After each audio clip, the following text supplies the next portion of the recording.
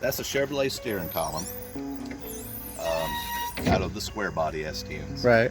Upper and lower control arms are Chevrolet S10. The rack and pinion steering, I'm not sure what it's out of, but it does work. The brake calipers, the brake rotors, all that's S10. Very affordable stuff. Okay. And same thing in the back, it's S10 also. But in the back, the spindles are S10 front spindles, so you could run the drive shaft out to the wheel to make it rear wheel drive. And I have one of those shafts there.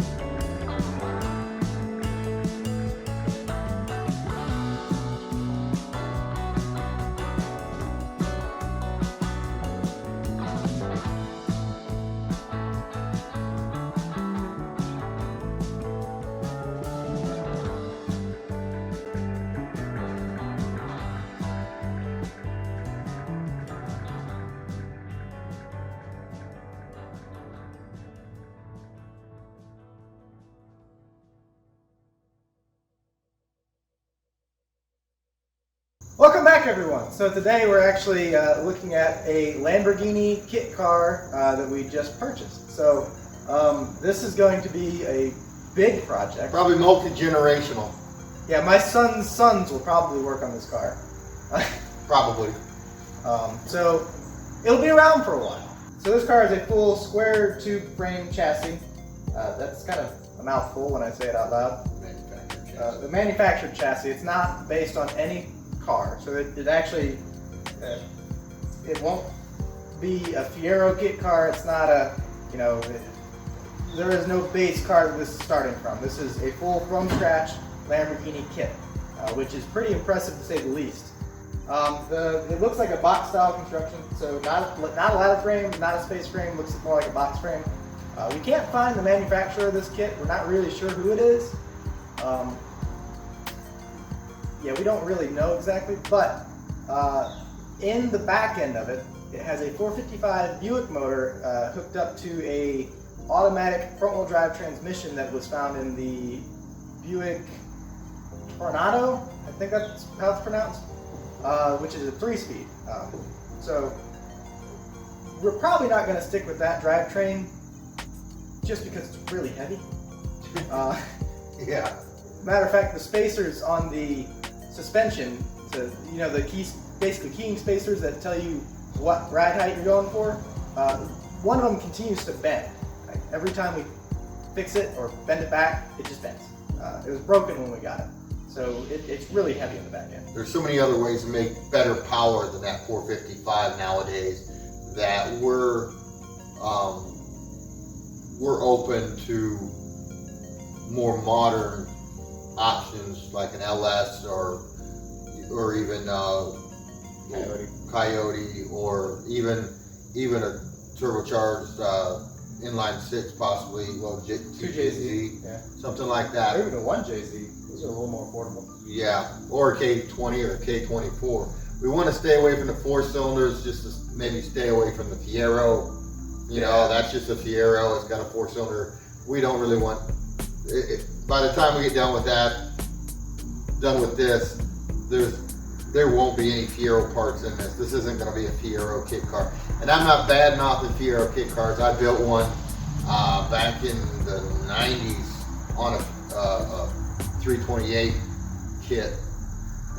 When I was in the Marines, me and the wife put it together in the carport, had it painted at Mako, and drove it from California to North Carolina. So I'm not bad mouthing Fiero kits. We're just not going in that direction. So if you have a Fiero kit, keep driving it. So, you know, we're not against that. So here we are with a full-on, completely, you know, new frame Lamborghini kit. Well, not really new. No, not new. It's been Like sitting a while. 1990s. Yeah, this is kind of a relic of when kit cars were really popular. The Lamborghini Countach kit was really popular. The Ferrari kits were really popular. So this is kind of that era. You don't really see these too much anymore, mainly because a lot of them just went unfinished, I think.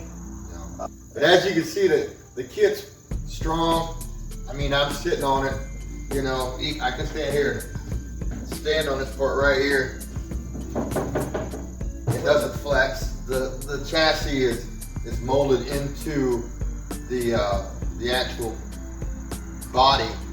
The doors are hinged, and the doors are a big deal because most kits you'll see that are for sale, well, I won't say most, but a large percentage of the ones, the doors aren't on, or the doors don't seal, or you know, they'll tell you, you know, you'll have to just mount the doors, do the interior, some wiring, and you're on the road. You know, that's a lot of work. So these doors are, we don't have the latches in yet, but the doors are hinged and they seem to work pretty good. Yeah. So that was, you know, that was impressive to me whenever we got there. You know, obviously we got body work to do, and that's just body work. That's nothing. Comes with the territory. Yeah, that comes with the territory. But the thing about this project is you know, we've got to source a blower motor for the heat and air system. Every little thing you take for granted in a standard car is not here. We have to figure out the dome light wiring. Well, yeah. I mean, not that that's going to be overly hard or overly complicated. It's just a lot of little things. So through this car, we're going to be installing basically everything a manufacturer installs, with the exception of the rack and pinion steering that's already in. Which we may have to pull out well, we may have to pull up. We'll probably change the steering column, but Yeah. it'll be probably the same system of steering because it actually feels pretty solid. And if you didn't know, the original Lamborghini Countach had manual rack and pinion steering, so it's not abnormal. It's actually per the original. So We were actually going to try to fire off the 455, and then we realized we didn't even have a fuel tank. So yeah, the way they set this thing in, it looks like they got the body, got the frame, all in one package deal, put the suspension bits on that were required to have it sitting on tires, and then just dropped the motor and transmission in it and stopped. yeah. One thing you'll notice, this vent back here, that's not on the other side. And again, the owner that sold it to us, he never had it either. So we're gonna have to make some sort of a foam mold. Either we're going to just make one, or we're going to make a plug and then make a mold off the plug. I'm not sure if we want to go that route. Now, a little bit of information on this particular body. So this body is actually the 1990 Countach. So it's the 25th anniversary, which is the only year that had these vents, which makes it even harder for us to find these vents if we wanted to purchase them. Which, like I said, we're probably going to make them. But the body, you can tell the side skirts are actually the 25th anniversary. The front lip is 25th anniversary. You know, the rest of the body is pretty standard Countach, but there are some things that set this off as a 25th anniversary replica. So that's pretty neat. Didn't know that when we were going to get it, because you know, you see the Countach and you see the big kind of wing style air intakes for the sides. This isn't the same as that. It's surprisingly different. So, and another thing we're kind of considering too is possibly going somewhat of a resto mod, and not in a sense of making it look ricey, but in a sense of if we were to buy a Lamborghini Countach and it was just a Lamborghini Countach, what would we think would make it look better? Or if we want a 2020 Lamborghini Countach, Right. what would they have Done different. done differently now? Right. This isn't going to be one of those, we're starting hard and heavy on it yet, but it's coming. When we finish up the Camaro, this is going to be probably our primary focus. Stay tuned for the Camaro, and then after that, you know, we have the Lamborghini coming. I like saying that, Lamborghini. It's funny how when you buy a Lamborghini kit, you automatically know how to spell Lamborghini now. Oh yeah, I didn't think I knew how to spell Countach. Apparently, yeah. But I do. As always, we will see you all in the next video. Bye-bye. Bye-bye.